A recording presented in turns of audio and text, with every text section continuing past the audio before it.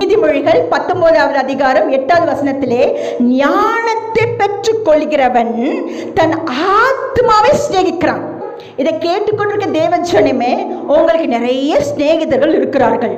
ஆனால் உங்க ஆத்மா உங்களுக்கு ஃப்ரெண்ட் ஆகணும், ஒரு சிநேகிதனா ஆகணும். ஹல்லேலூயா.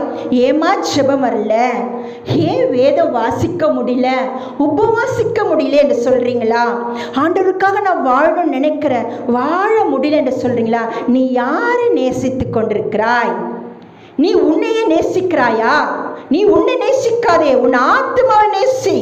அப்படி என்றால் உன் வெளி தோற்றத்தை பார்த்து இதற்கு வேண்டியது காரியங்களை முயற்சி எடுத்து நாட்கள் கடந்து போய் வயதாய் கொண்டு எல்லாம் முடிந்தது என்று சொல்லி நீ இளைப்பாறுக்குள் போவதை காட்டிலும் இருக்கிற இந்த நிலைமையில உங்க ஆத்மாவை சிநேகிச்சுக்கோங்க. அப்படி என்றால் என்ன? உங்க